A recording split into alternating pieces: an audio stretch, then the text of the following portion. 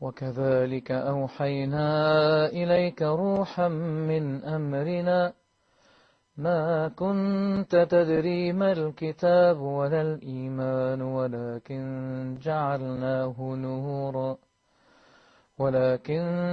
جعلناه نورا نهدي به من نشاء من عبادنا وإنك لتهدي إلى صراط مستقيم صراط الله الذي له ما في السماوات وما في الأرض ألا إلى الله تصير الأمور.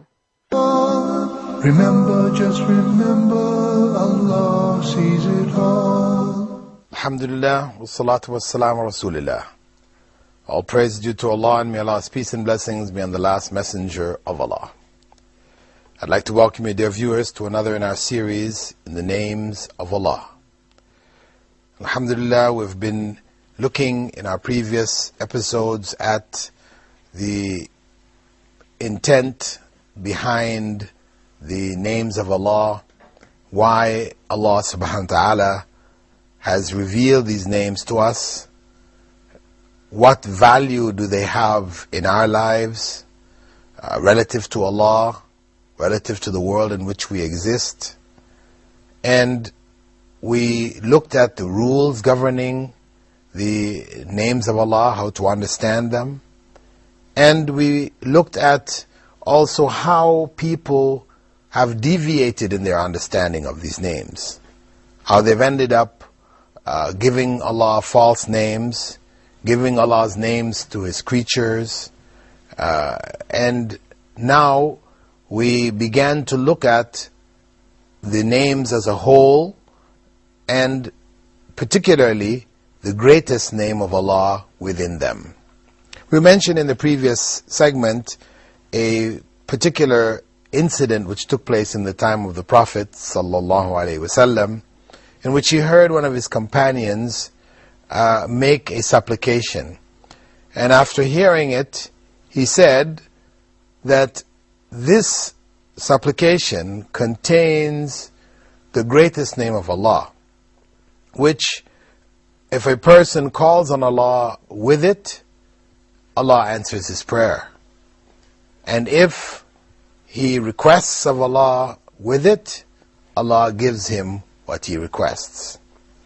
And we said that scholars, in looking at this hadith and other hadiths which speak about the greatest name of Allah, have differed as to what in fact is the greatest name of Allah.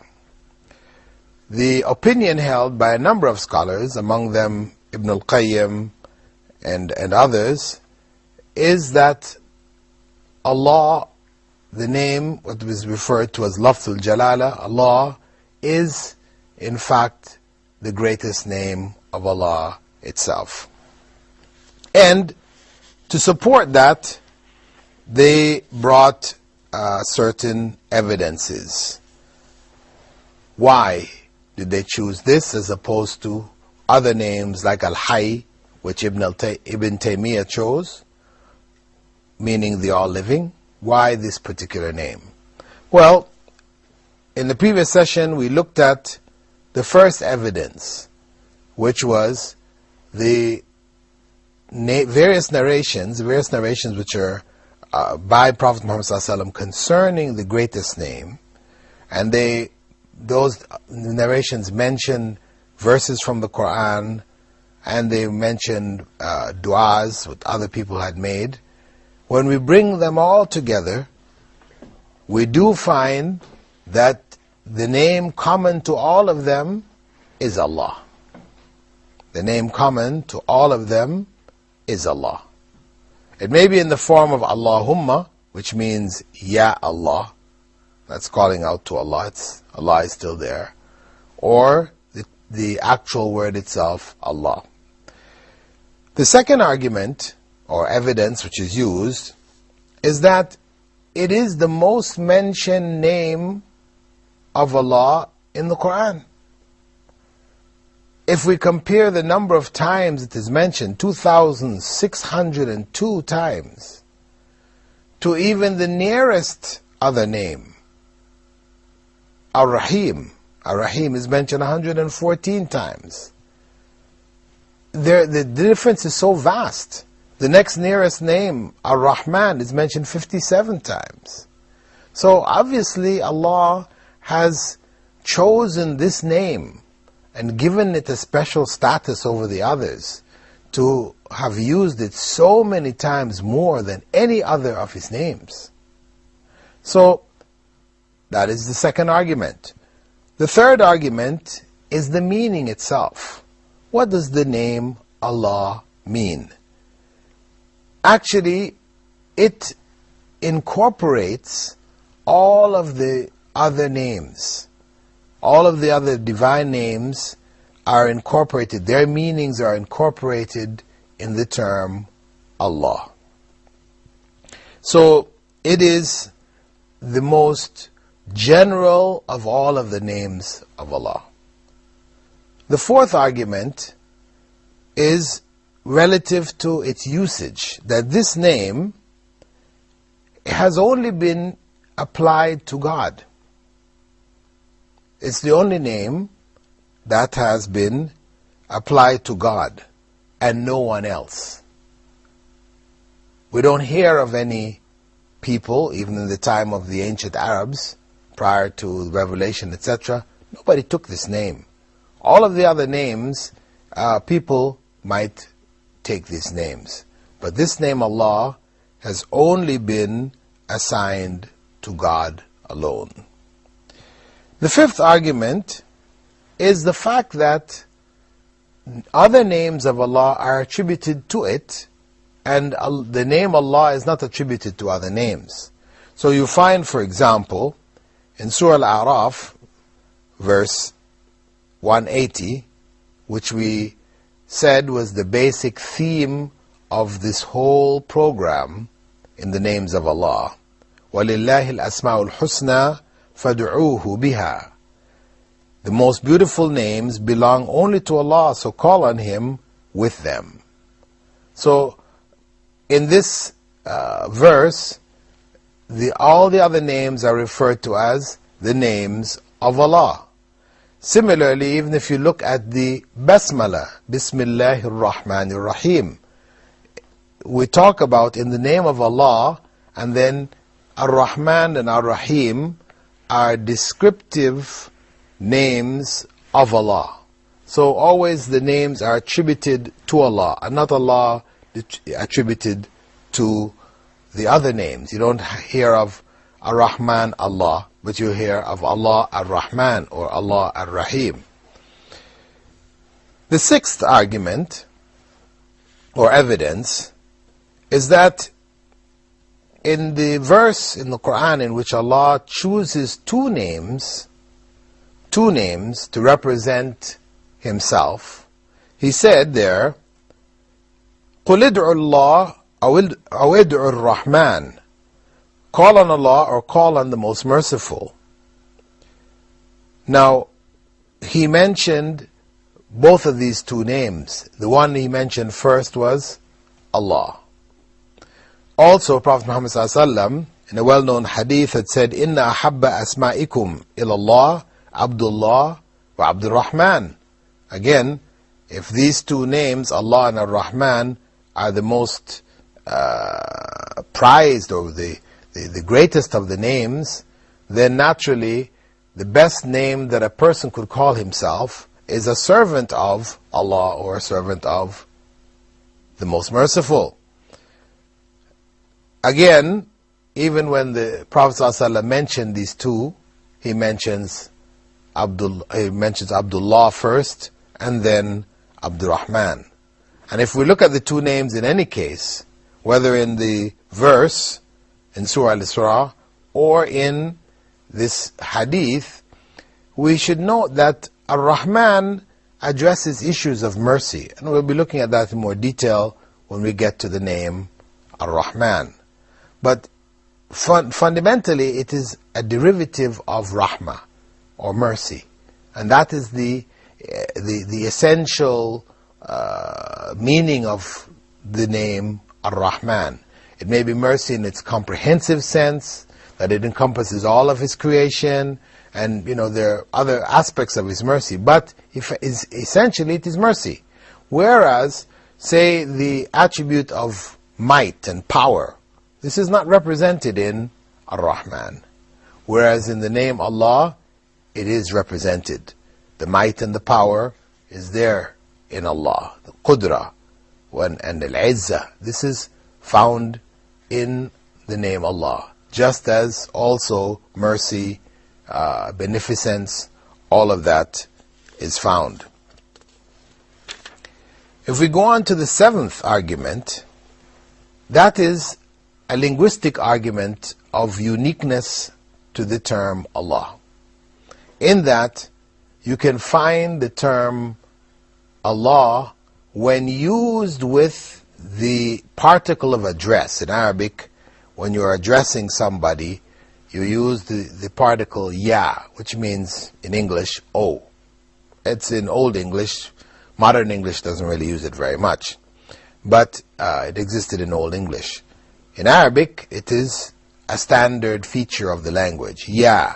Now, if you use ya before Ar-Rahman, or ya before Ar-Rahim, two other names of Allah, and all the other names, you must drop the definite article. So you have to say, Ya Rahman, Ya Rahim. You can't say, Ya Ar-Rahman, Ya Ar-Rahim.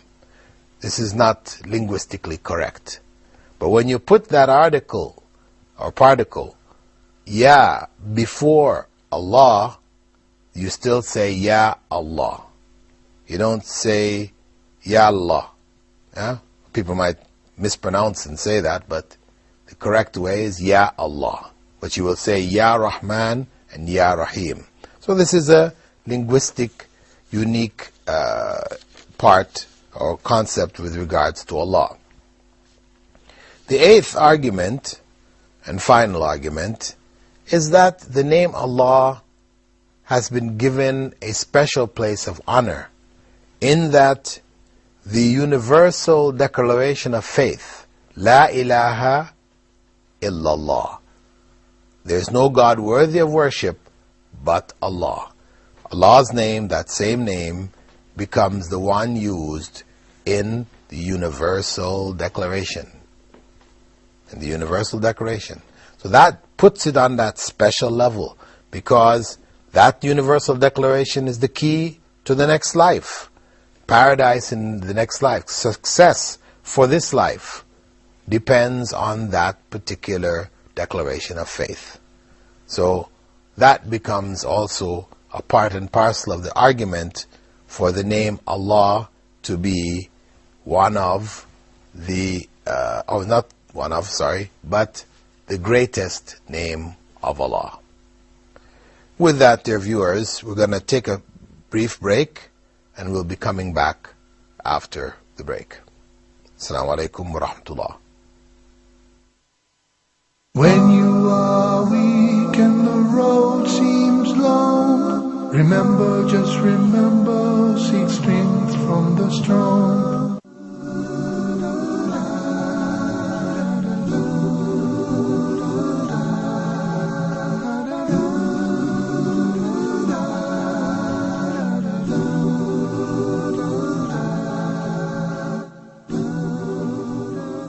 When you are weak and the road seems long, remember, just remember, seek strength from the strong. Alhamdulillah, wassalatu wassalamu rasulillah. We'd like to welcome you back to our program in the names of Allah. And in the first part of the program, we completed looking at the evidences used to establish the name Allah as being the greatest name of Allah. It is the name by which all of the other names become descriptive terms. They are used to describe Allah. Allah's name is not used to describe the other names. So it is the most fundamental name of Allah. And we said, in terms of its meaning, that it is the most comprehensive, in that the meanings of all of the other names are found within the name Allah. Whereas each and every other name has particular aspects of Allah's attributes that they focus on. And they don't necessarily include other attributes. Sometimes they may include more than one, but they're not comprehensive in the sense of including all other attributes. That can only be said about Allah. Now, the origin of the term Allah is again an issue of dispute among scholars, although the general position held, and this is the same position you will find in Lisan al-Arab, which is considered to be the most authentic and authoritative dictionary, a very extensive dictionary containing many, many volumes. The position held there is that Allah is a contraction from Al-Ilah. Al-Ilah, which means the God, right? Ilah meaning God or object of worship.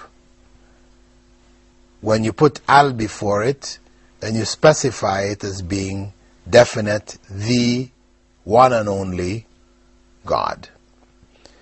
Now, in terms of its application, relative to us as human beings, of course, this name, we call on Allah with this name.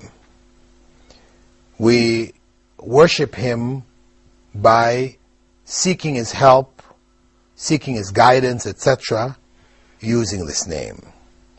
And Prophet Muhammad ﷺ, in order to bind us to this name and keep Allah constantly in our day-to-day lives, He made the Basmala, that is saying Bismillah, or in the name of Allah, He made it a supplication which we are encouraged to say before any act of significance that we have to do, using Allah's name. Also, what He has done in our daily acts of worship, whether they be formal or informal, whether we're praising Allah or whether we're calling on Him for a need, was also to include Allahumma, O Allah, in these various daily prayers. So what we'll be doing over the next few episodes is looking at the various circumstances in our day-to-day lives wherein Prophet Muhammad ﷺ prescribed us using the Basmala and prescribed for us to use Allahumma. Now, some of these will be familiar to you as viewers, Muslims, which you're already using, and a number of them may not be familiar. But in any case, what we're looking at right now is how do we put this name, Allah, in our day-to-day lives. Of course, the goal behind it is to be more and more conscious of Allah in this name. It becomes a form of remembrance of Allah, which is the appropriate form that we spoke about before, not the inappropriate form where we take the name Allah and we repeat it, like a person who has lost his mind, is just babbling Allah, Allah, Allah, Allah, Allah. No. We said already, this is not the way. It is a deviant and misguided way. It was not done by Prophet Muhammad, may God's peace and blessing be upon him, nor by his companions. And surely, if they didn't do it, then it must not be the way. Because if we are to claim that this is a valid way of remembering Allah, and Prophet Muhammad ﷺ didn't do it, what in fact are we saying? But that we have found something that he didn't have, or that he knew it and he hid it from his followers. Whereas Aisha reported that he left us on a clear plain. تركتكم على محجة بيضاء ليلها كنهارها لا يزيغ عنها إلا هالك. That's what he told us. That I left you on a clear white plain, whose day is like its night. Anyone who deviates from that plain, from that clarity, destroys himself. So, as I said, we'll be looking at a few of the daily recommended basmalas, Allahummas, which the Prophet ﷺ recommended for us. The idea being to put these in our daily lives, to use them as frequently as we can. The first one that we'll be looking at is one which was related by Abu Bakr, the closest companion to Prophet Muhammad sallallahu alaihi wasallam, and the first caliph after him. He asked the Prophet ﷺ, what should he say in the morning and in the evening? He asked him to give him a supplication which he could use in the morning and in the evening. And the supplication which the Prophet ﷺ gave him was none other than a supplication beginning with Allahumma, O Allah. This is the best that the Prophet ﷺ had to give him. He told him to say, Allahumma alim al-ghaybi wa-shahada, fatir al-samawati wal-ard, rabba kulli shay'in wa malika, ashhadu an la ilaha illa ant, a'udhu bika min sharri nafsi wa min sharri shaitani wa shirki. O Allah, knower of the unseen and the visible, creator of the heavens and the earth, Lord and the owner of everything, I testify that there is none worthy of worship but you. I seek refuge in you from the evil of my soul and the evil of Satan and his idolatry. This was the dua which Prophet Muhammad ﷺ gave based on the special request of Abu Bakr. It begins with Allahumma alim al-ghaybi wa shahada. O Allah, knower of the unseen and the visible. So, this is a dua which we should try to learn and to put it in our daily lives. It's in the early morning, because the Prophet ﷺ said to say it when you get up in the morning, and in the evening. And he also recommended that it be said even before going to sleep at night. The next supplication is one which everybody knows, basically, that before we eat, we should say Bismillah. And this is in a hadith which was narrated by Aisha radiallahu anha, that she quoted the Prophet ﷺ as saying, إِذَا أَكَلَ أَحَدُكُمْ طَعَامًا فَلْيَقُلْ Bismillah. If any one of you eats, he should mention the name of Allah. He should say Bismillah. Now this is very simple. Bismillah. And Allah, in His mercy, had His Prophet guide us to this very simple supplication, which, when done with regards to the food that we eat, and we eat regularly, at least 3 times a day, we turn that act of eating, which is normally a mundane physical act to feed our systems, our bodies, keep ourselves alive and functioning. He gave us a simple formula which, when said, turns that simple act of eating into an act of worship. And this is something unique in Islam among the world religions, that we worship Allah while we eat. That act of eating itself becomes an act of worship of Allah. But of course, it is to say Bismillah, but also to be sure that what we're eating is halal. Because of course, If what we're eating is haram, we're going to be shy to say Bismillah before it. As a Muslim, one would feel shy to say Bismillah and eat something which was haram or drink something which was haram. So it is a kind of a reminder for us also that if we can't say Bismillah before what we're eating, then we know we're off the track. We need to get ourselves back in line. So on one hand, the food itself or drink that we're taking should be halal, and also it should have been earned by a halal way for this act of eating then to become an act of worship.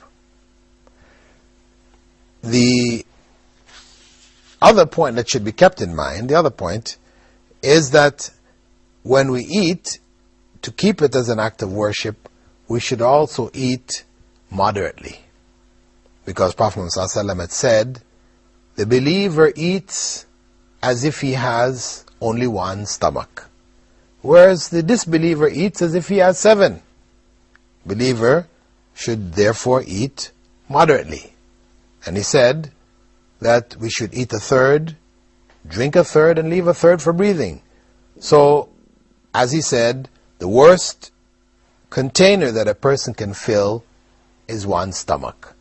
So a believer eats moderately, he doesn't overeat, controls what he eats, he makes sure what he eats is halal, that is permissible among the things which Allah has made permissible, and at the same time he says Bismillah, he calls Allah, uses Allah's name before he begins to eat.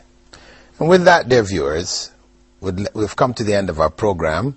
So, inshallah, we'll see you in the coming program where we'll continue to look at a variety of other recommended supplications which the Prophet ﷺ gave us to put Allah in our day-to-day lives.